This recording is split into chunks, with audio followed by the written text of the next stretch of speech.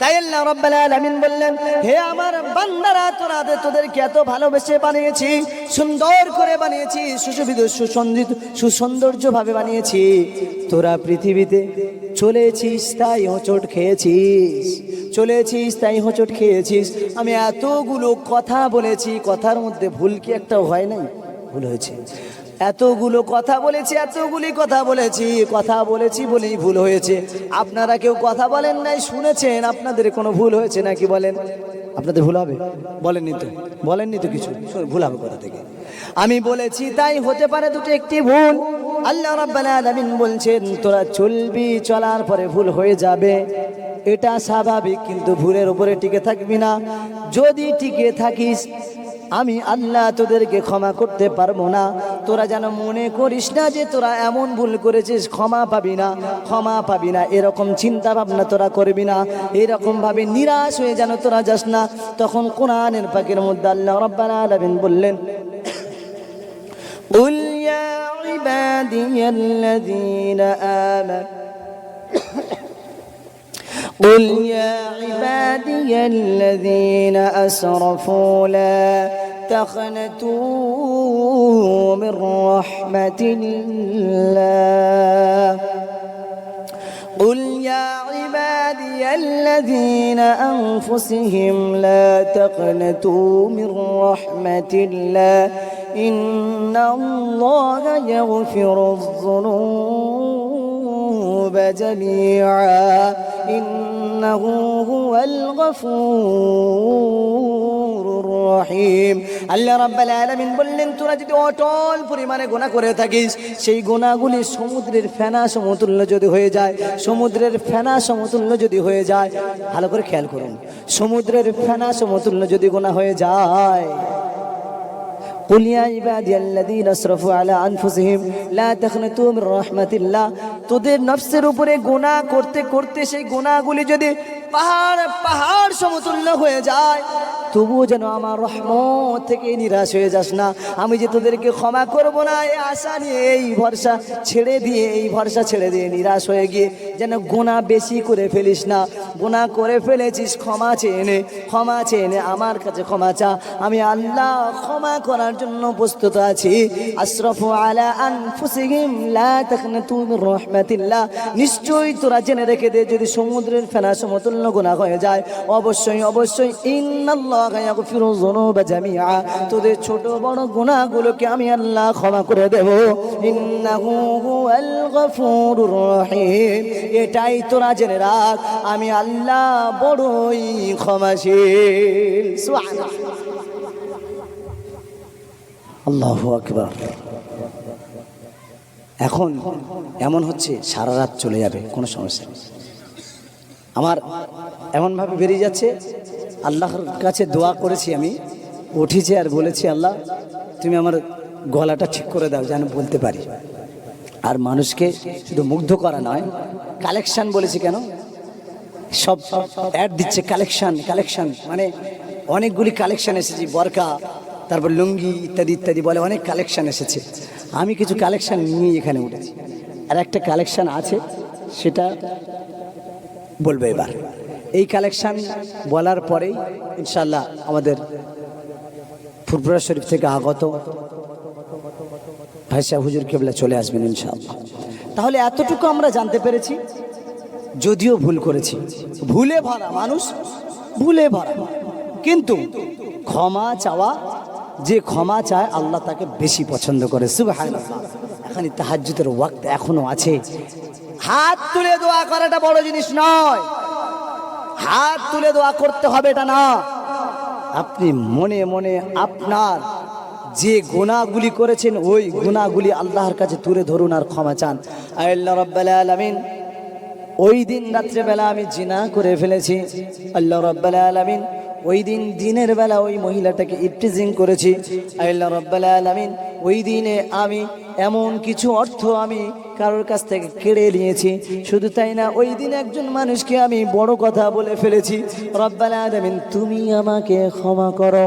রাতের অন্ধকারে তাহাজ্জুদের রক্তের দরওয়াজা বন্ধ করে দিয়ে একাকী একটি নির্জনতায় বসে একবার আল্লাহ রব্বাল আলামিনকে সামনে নিয়ে, পৃথিবীর কোনো মানুষ জানে না, আল্লাহ রাব্বুল আলামিন বলছেন, হে আমার বান্দা, তুই গুনাহ করেছিস, পৃথিবীর মানুষকে তুই জানাসনি, কিন্তু তোর রব তোকে যে সৃষ্টি করেছে সেই রবের সামনে এসেছিস। আজকের যে হাত তুলে আমিন আমিন করছিস, তোর চোখের পানি নাকের ডগা থেকে নিয়ে দাড়ি পর্যন্ত যাওয়ার পূর্বে আমি আল্লাহ তোর জীবনের জিন্দেগির গুনাহগুলোকে ক্ষমা করে দিলাম। শুধু তাই নয়, আল্লাহ রাব্বুল আলামিনের রাসূল বললেন, এই রকম ক্ষমা চাওয়ার পরে যারা আবার ওই গুনাহের সাথে যুক্ত হবে, এই জায়গাটায় ব্যতিক্রম হলো।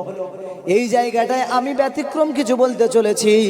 যারা ক্ষমা চাওয়ার পরে আমি আর গুনাহ করব না, আমি আর মদ খাবো না, জুয়া খেলবো না, টিকিট কাটবো না, আর ফ্রি ফায়ার খেলবো না, আর পাবজি খেলবো না, আমি আর পিতামাতার অবাধ্য হব না, আমি আমার পিতামাতার সদাচরণ করব, আমি অল্প সময়ের মধ্যে অনেক অর্থ উপার্জন করার ইচ্ছা পোষণ করব না, সুদে টাকা দেব না, সুদে টাকা নেব না, ঘুষে টাকা দেব না, ঘুষে টাকা নেব না, শুধু তাই নয়, বন্ধনে টাকা নেব না, বিবিদেরকে বিক্রি করব না।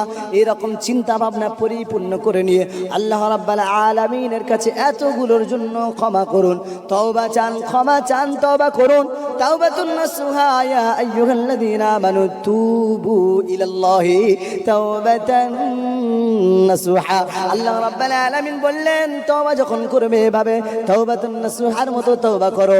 এই তওবা যখন তোমরা করবে, তওবা করার পরে আল্লাহ রাব্বুল আলামিন বললেন, তোমাদের জীবনের জিন্দেগির গুনাহগুলি এমন ভাবে ক্ষমা করে থাকি, আমি আল্লাহ তোমাদেরকে বেগানা মাসুম বাচ্চার মতো বানায় দিই। এইবারে ব্যতিক্রমটা আসছে, ব্যতিক্রমটা এটা, এই তাওবাতুন নাসুহা করার পরে যদি আমি আবার বন্ধনে যাই, আবার যদি ফ্রি ফায়ারে যাই, আবার পিতামাতার অবাধ্য যদি হই, আবার যদি 30 টাকার টিকিটে যদি 1 কোটি টাকার পাওয়ার প্রচেষ্টা করি, আবার যদি পাবজিতে ঢুকে যাই, আবার যদি জুয়াতে ঢুকে যাই, আবার যদি অল্প সময়ের মধ্যে থেকে অনেক অর্থ উপার্জন করার জন্য হারাম পন্থা অবলম্বন করে থাকি, আবার যদি মদের সাথে, জুয়ার সাথে, গাঁজার সাথে, পাত্তার সাথে, হাবি জাবি যত হিরোইন আছে, যত নেশা জাতীয় দ্রব্যের সাথে যুক্ত হয়ে যায়, আল্লাহ রাব্বুল আলামিন বলছেন, রাসূলও বলে দিলেন, আগে যত গুনাহ ছিল সেই গুনাহগুলি এই গুনাহের সাথে অ্যাটাচ করে দিয়ে বর্ধিত করে আরো বৃদ্ধি করে দেওয়া হবে। আর যেন সুবহানাল্লাহ না বলা হয়, বলুন নাউজুবিল্লাহ। তাহলে বোঝা গেছে তো, এতটুকু পরিষ্কার যে ক্ষমা চাইবো, যেটার জন্য সেটা আর জীবনে করবো না, ইনশাআল্লাহ। বলে ইনশাআল্লাহ। একজন জমিদার, শুধু এখানে জমিদার পয়েন্টটা লিখে নিয়েছি যাতে করে আমি একটা পয়েন্ট ধরলে চলে আসবো। একজন জমিদার, অনেক অর্থ সম্পদ আছে, সব কিছু হয়েছে, অনেক সম্পদের মালিক। একদিন ভাবলো যে আমার তো অনেক সম্পদ, এত সম্পদ আমার, এত কিছু হলো, বিবি বাচ্চা আত্মীয় স্বজন সব হলো, সম্পদ এত কিছু হলো, তো আমার এই সম্পদের পিছনে মালিকটা, খেয়াল করুন, একদিন চিন্তা করলো এই সম্পদের পিছনে মালিকটাকে। একদিন চিন্তা করলেন আমি এই মূল মালিকের কাছে যাব, এই মালিক খুঁজবো। সেই জমিদার ছিলেন একজন ইহুদি ব্যক্তি, বৌদ্ধ ধর্ম অনুসরণকারী ইহুদি ব্যক্তি। সেই ব্যক্তি কি করলেন, আমার যে এত সম্পদ আছে এই সম্পদের মালিককে আমি খুঁজব। অর্থাৎ তিনি বেরিয়ে পড়লেন কিছু তৈল পিতাল বা কিছু রুটি, কিছু পুটলি নিয়ে বেরিয়ে পড়লেন। এটাও একটা কিতাবের নাম, মুসলমানों का হাসি, মুসলমাनों का হাসি, মুসলমানের হাসি, হাকিমুল উম্মাহ মুজাদ্দিদ মিল্লাত হযরত আশরাফ আলী থানভী রাহমাতুল্লাহ আলাইহির একটি কথা, একটি গল্প, একটি কাসিদা, তিনি একটি ঘটনা লিখে গেছেন। তিনি বললেন যে ওই ব্যক্তিটি যখন খুঁজতে চলেছেন যে এই মালিকটি কি, খোঁজার জন্য কিছু পুটলি পাটলা নিয়ে বেরিয়ে গেলেন। বেরিয়ে গিয়ে খোঁজ পেলেন যে একজন পুরোহিতের কাছে প্রথমে গেলেন। পুরোহিতের কাছে গিয়ে বললেন, আমি ভগবানকে দেখতে চাই, আমি ভগবানকে দেখতে চাই, তুমি আমাকে ভগবানকে দেখাও, ভগবানের সঙ্গে আমি স্বচক্ষে দেখা করতে চাই। তখন পুরোহিত কি করলেন, হঠাৎ করে বললেন ঠিক আছে ভগবানকে দেখানোর জন্য চলুন ভিতরে যাই। ভিতরে গেল, মন্দিরের মধ্যে একটা বড় মূর্তিকে দেখিয়ে বললেন এটাই আমার ভগবান। তখন বললেন এটা তো মাটি দিয়ে তৈরিকৃত ভগবান, এটা আমার আসল ভগবান নয়, আমি এটাকে খুঁজছি না, এটা তো রাস্তাঘাটেও পাওয়া যায়, যেখানে সেখানে পাওয়া যায়, কিন্তু এটা আমি খুঁজছি না, আসল ভগবানকে আমি খুঁজতে চাচ্ছি। তখন তিনি বললেন এটাই আমার কাছে আছে, অন্যত্র তুমি গিয়ে দেখো। তারপরে ওখান থেকে বেরিয়ে আসলেন। বেরিয়ে আসার পরে একজনের কাছ থেকে শুনলেন যে একজন বৌদ্ধ ধর্মে একজন ব্যক্তি আছে, তিনি একজন সাধু, বিশেষভাবে তিনি যজ্ঞা করে থাকেন, বিশেষ জ্ঞান তার মধ্যে আছে। তার কথা যখন বললেন ইনি দৌড়াতে দৌড়াতে তার কাছে ছুটে গেলেন। যখন ছুটে গেলেন, যাওয়ার পর ওই ব্যক্তি বললেন, ওই ব্যক্তির কাছে গিয়ে বললেন হে সাধু ভাই, আপনি জানি আপনার কাছে একটা আরজু আছে, আমি এই জন্য সর্বত্র খুঁজে বেড়াচ্ছি, আমি আমার ভগবানকে দেখতে চাই, আপনি কি আপনার ওই ভগবানকে দেখাতে পারবেন আমাকে, আমি স্বচক্ষে দেখতে চাই। তখন তিনি বললেন হ্যাঁ অবশ্যই দেখাতে পারবো, আসুন আসুন আসুন বলে ডেকে নিয়ে কি করলেন, একটা পর্দা সরিয়ে দিলেন। পর্দা সরিয়ে পাথরের একটি বিরাট মূর্তি দেখালেন, এটাই আমাদের ভগবান, এটাই আমাদের ভগবান। তখন তিনি বললেন এই ভগবান তো আমি চিনি, এ ভগবানকে আমার প্রয়োজন নেই, আমি যে ভগবানকে চাচ্ছি সেই ভগবানটা আমার প্রয়োজন আছে, সেটাই কি তুমি দিতে পারবে? তিনি বললেন এর থেকে ভালো কিছু প্রোডাক্ট আর আমার কাছে নেই, তুমি অন্যত্র গিয়ে দেখা করো। সেখান থেকে বেরিয়ে এলেন। বেরিয়ে আসার পরে আর একজন যাজকের কাছে গেলেন, যাজকের সঙ্গে দেখা। তখন তিনি বললেন, খ্রিস্টান ধর্মের যাজকের কাছে গেলেন, খ্রিস্টান পাদ্রির কাছে গেলেন। পাদ্রির কাছে যখন গেলেন, তিনি তানার কাছে যখন বললেন আমি আমার স্রষ্টাকে দেখতে চাই, আমি আমার রবকে দেখতে চাই, আমি আমার স্রষ্টাকে দেখতে চাই, একটু খেয়াল করে আমার দিকে, এই যে একদম না, আমি আমার রবকে দেখতে চাই, আমি কিন্তু খাটছি, আমার খাটার মেহনতটা ডিস্টার্ব করবে না, খাটছি কিন্তু এই খাটনিটা রাখো, আমি আমার রবকে দেখতে চাই, আপনি কি আবার রবকে দেখাতে পারবেন? তিনি বললেন অবশ্যই দেখাতে পারবো, আজকে রাত্রিবেলা তুমি আসবে, রাতের বেলাতে আসবে, রাতের বেলা তুমি এখন অপেক্ষা করো, রাতের বেলা এতক্ষণ পর্যন্ত যখন সবাই ঘুমিয়ে পড়বে তোমার জন্য ভগবানের ব্যবস্থা করে দেবো, স্রষ্টার ব্যবস্থা করে দেবো। ঠিক আছে, অপেক্ষা করা হচ্ছে। অপেক্ষা করতে করতে একটা সময় এলো, সবাই ঘুমিয়ে পড়লো। সবাই যখন ঘুমিয়ে পড়লো, ওই পাদ্রী বলল দেখো দূরে দিকে তাকিয়ে দেখো, দূরে তাকিয়ে দেখো, দেখো একটা আলো এদিক থেকে ওদিক যায়, ওদিক থেকে এদিকে আসে, ওটাই হলো আমাদের স্রষ্টা। ওই পাদ্রী দীর্ঘদিন ভাবে এভাবে মানুষদেরকে ধোঁকা দিয়ে বোকা বানিয়ে মানুষদের কাছ থেকে অর্থ উপার্জন করছে, এভাবে যাজকিত করছে। তো এই যখন বললেন ওই যে ভগবান নড়াচড়া করছে, তখন এই ব্যক্তিটি দাঁড়াতে পারলেন না, দৌড় মেরে চলে গেলেন। যেতে নিষেধ করেছে তারপরও দৌড় মেরে চলে গেলেন। গিয়ে দেখলেন বড় মাপের দুটি কচ্ছপ, বড় মাপের দুটি কচ্ছপ। ওই কচ্ছপের পিঠের উপরে এক প্রকার স্ল্যাব তৈরি করা, সিমেন্টের স্ল্যাব তৈরি করা, বাঁধানো কোয়ালিটি, সমান্তরাল করে সেখানে মোমবাতি জ্বালিয়ে আলোর প্রদীপ জ্বালিয়ে দিয়েছে। মোমবাতি প্রদীপ জ্বালিয়ে দেওয়ার কারণে ওই কচ্ছপটি যেদিকে যায় নড়াচড়া করে। এই নড়াচড়ার ধোঁকা দিয়ে বোকা বানিয়ে ওই পাদ্রী প্রতিনিয়তভাবে অর্থ উপার্জন করে চলেছে। এই ব্যক্তিটি দেখার পরে ওই পাদ্রীর কাছে যখন ফিরে আসলো, ফিরে আসার পরে বলছে তো কচ্ছপকে তুমি আমাকে দেখাচ্ছ, কচ্ছপের উপরে প্লাস্টার করে তার উপরে মোমবাতি অথবা প্রদীপ জ্বালিয়ে সেটা নড়াচড়া করছে, তুমি আমাকে ধোঁকা দিচ্ছ।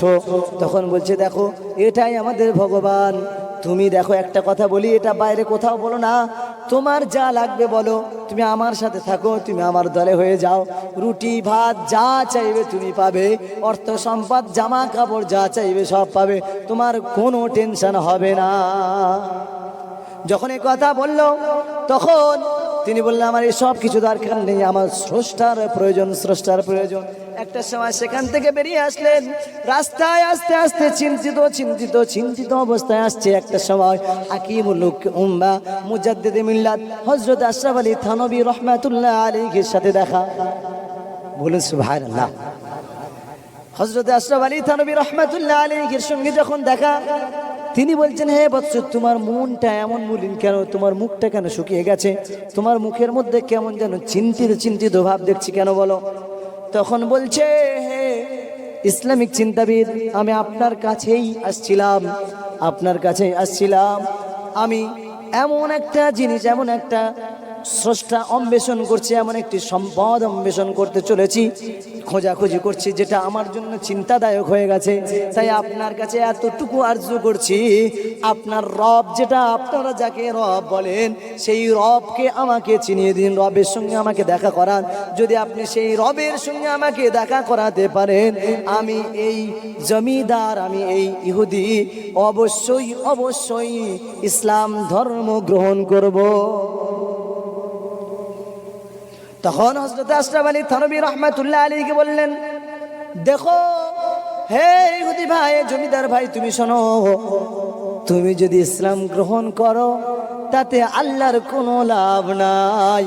তুমি যদি ইসলাম গ্রহণ না করো, আল্লাহর তাতে কোনো রকম ক্ষতি নাই, আমার রবের কোনো রকম ক্ষতি হবে না। তুমি যদি ইসলাম গ্রহণ করো, তোমার উপকার হবে, তুমি লাভবান হবে, তুমি একটা সময় জান্নাতে যাবে। তাই আমি বলি, এটা তুমি ইসলাম গ্রহণ করো আর চাই না করো, আমি আমার রবকে তোমাকে দেখাতে পারবো না। তবে এতটুকু তোমাকে জানাতে পারি, যদি তুমি আল্লাহকে মেনে নাও, ইসলাম ধর্ম গ্রহণ করে নাও, তার প্রতিদানে আল্লাহ রাব্বুল আলামিন প্রতিশ্রুতি দিয়েছেন, যতই গুনাহ তুমি করেছো, কিন্তু তওবা করে আল্লাহর উপরে যদি ঈমান আনো, কুল হুয়াল্লাহু আহাদ, আল্লাহুস সামাদ, লাম ইয়ালিদ ওয়া লাম ইউলাদ ওয়া লাম ইয়াকুল লাহু কুফুয়ান আহাদ। আল্লাহ রাব্বুল আলামিন বলছেন, আমি একা, আমার কোনো পিতা নেই, পুত্র নেই, মাতা নেই, কন্যা নেই, আমার কোনো আত্মীয় নেই, আমার কোনো সন্তান নেই, পিতা মাতা নেই। আল্লাহুস সামাদ, লাম ইয়ালিদ ওয়া লাম ইউলাদ, নেই পিতা নেই পুত্র, নেই পিতা নেই পুত্র, ওয়া লাম ইয়াকুল লাহু কুফুয়ান আহাদ, শুধু আমি একা, আমি তোমাদের রব। আশরাফ আলী থানভী রাহমাতুল্লাহ আলাইহি বললেন, হে জমিদার, তুমি যদি ইসলাম গ্রহণ করো, তোমারই উপকার। তবে এতটুকু জানাতে পারি, আমি কোনোদিন আল্লাহকে তোমাকে দেখাতে পারবো না, আল্লাহ আমার রবকে তোমার সঙ্গে সাক্ষাৎ করাতে পারবো না। তবে এতটুকু গ্যারান্টি দিতে পারি, তুমি যদি তোমার ওই ধর্ম থেকে পরিত্রাণ করে তওবা করে ইসলাম ধর্ম গ্রহণ করে থাকো, আল্লাহর উপর ঈমান এনে থাকো, রাসূলের প্রতি যদি ঈমান আনো, ইসলামী শরীয়তের মধ্যে ফিসসিলমি কাফা, যদি ইসলামী গণ্ডির মধ্যে যদি তুমি প্রবেশ করে থাকো, এতটুকু গ্যারান্টি দিতে পারি, আল্লাহ রাব্বুল আলামিন তোমাকে জান্নাতের বাসিন্দা বানায় দিবে। এতটুকু বলার পরে সৎ মানুষের সৎ কথা, সত্য কথার এক দোষ, মিথ্যা কথার শতক দোষ, কিনা? মিথ্যার অবচল করার জন্য, মিথ্যাভাবে ধোঁকা দিয়ে বোকা বানানোর জন্য তারা কোনো রকম ফলবৎ করতে পারে নাই, তারা কোনো রকম ফল কার্যকরী করতে পারে নাই।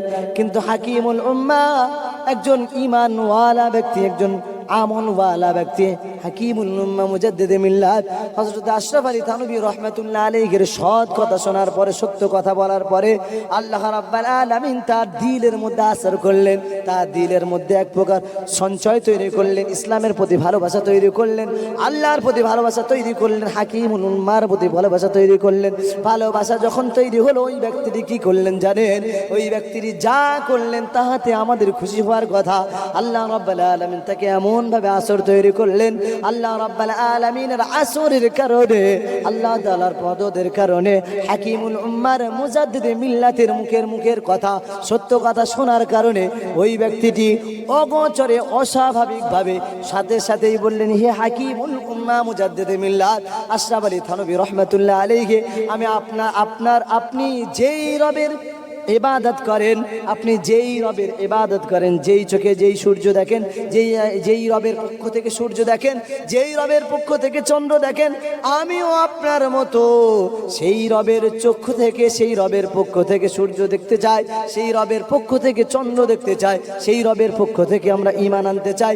আপনার মুখশ্রিত বাণী, মুহাম্মদ সাল্লাল্লাহু আলাইহি ওয়াসাল্লামের বাণী এবং আল্লাহ রাব্বুল আলামিনের প্রতি ঈমান আনার জন্য যে মন্ত্রটি আমার পড়া প্রয়োজন আছে, ওই মন্ত্রটি আপনি আমাকে পড়িয়ে দিন। সাথে হযরতে মুজাদ্দিদে মিল্লাত তিনি পড়িয়ে দিলেন, লা ইলাহা ইল্লাল্লাহ, সকলে বলি মুহাম্মাদুর রাসূলুল্লাহ, সকলে বলি সাল্লাল্লাহু আলাইহি ওয়াসাল্লাম। এমনই ভাবে সত্য কথার দ্বারা আল্লাহ রাব্বুল আলামিন তাকে দ্বীনমুখী বানিয়ে দিলেন, দ্বীনের পথে এলেন সত্য কথার দ্বারা। তাহলে একটা কথা জানা যাবে, যতই রিসার্চ করুন, যতই চিন্তা ভাবনা করুন, যতই দেখবার করুন, একটা কথা, দিন গেলে কাঁদবি বসে তোর কথা কেউ শুনবে না, দিন গেলে কাঁদবি বসে তোর কান্না কেউ শুনবে না। যদি শেষ কথার এক কথা যেটাই আসে সেটা হলো এই, যেখানেই যাও, যতই রিসার্চ করুন, যতই কল্পনা জল্পনা, যত জ্ঞান দিয়ে রিসার্চ করুন না কেন, যেখানে যতবার যত সায়েন্টিস্ট যত চেষ্টা করেছে সবাই ইসলামের পক্ষে বিরোধিতা করার প্রচেষ্টা নিয়ে লেগেছিল, কিন্তু একটা সময় তারা ইসলামের পক্ষ নিতে বাধ্য হয়েছে বলি সুবহানাল্লাহ। আজকের বেধর্মীরা কোরআনকে অনুসরণ করছে, নিউটন কোরআনকে অনুসরণ করে বিশেষ সূত্র তৈরি করছে,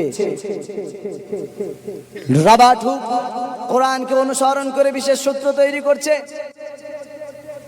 আইজাক নিউটন সে এক বিশেষ কোরআন শরীফ থেকে তথ্য নিয়ে তারা সূত্র তৈরি করছে, তারা প্রযুক্তিবিদ্যা তৈরি করছে, তারা কোরআনকে সহযোগিতা নিয়ে তারা বিশ্বের দরবারে, বিশ্বের জগতে তারা বিশেষ সুনাম খ্যাতি সুনাম হয়েছে, কিন্তু তারা ঈমান আনে। কিন্তু যাই করেছে কোরআনের কাছে তাদেরকে আসতে হয়েছে। কোরআন এমন একটা জিনিস, কোরআন এমন একটা জিনিস, এই কোরআন দ্বারা সারা জিন্দগির সমস্ত ওঠা থেকে বসা পর্যন্ত, ছোট থেকে বড় পর্যন্ত, সকাল থেকে সন্ধ্যা পর্যন্ত, রাত সন্ধ্যা থেকে সকাল পর্যন্ত সকল পদ্ধতি কোরআনের মধ্যে আল্লাহ রাব্বুল আলামিন দিয়ে দিয়েছেন বলে সুবহানাল্লাহ। তাহলে আমরা এমন একটি গাইড বুক পেয়েছি, কোরআন শরীফ আমরা পড়তে পারি না। আমরা বেদের মেয়ে জ্যোৎস্না গান মুখস্থ করে রেখেছি,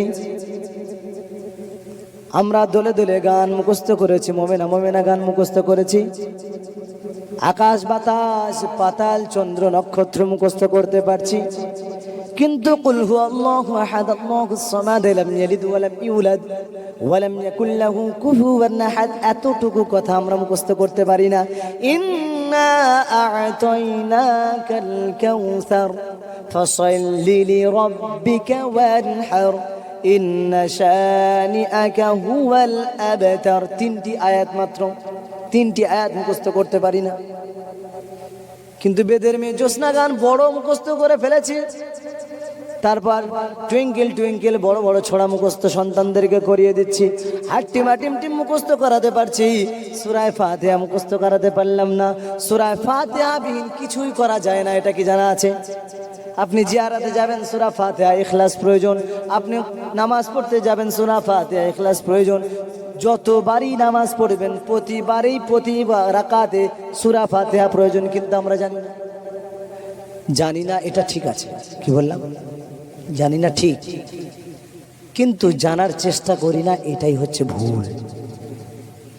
যারা জানি না তারা ততক্ষণ ছাড় পাবে, যারা জানার চেষ্টা করে জানতে পারে না তারাই ভুল ছাড় পাবে। কিন্তু চেষ্টা না করে জানি না, বসে তো আছি তো বসে আছি, এ চলেগা নেহি, এ চলেগা নেহি, তারা পাকড়াও হতেই হবে। প্রচেষ্টা আপনার, ইন্নাল্লাহা লা ইউগাইয়িরু মা বিকওমিন হাত্তা ইউগাইয়িরু বিআনফুসিহিম। আল্লাহ রাব্বুল আলামিন বললেন, ওই জাতিকে কখনো পরিবর্তন করি না যে জাতি নিজের থেকে পরিবর্তন হয় না। যে জাতি ইচ্ছা পোষণ করে সেই জাতিকে আমি আল্লাহ পরিবর্তন করে থাকি। বলি সুবহানাল্লাহ। একবার উচ্চ আওয়াজে, এতক্ষণ পর্যন্ত শুধু চিৎকার করে গেলাম, একবার উচ্চ আওয়াজে দরুদ শরীফ আল্লাহুম্মা, পানি পুরো ঠান্ডা হয়ে গেল। وعلى آل سيدنا مولانا محمد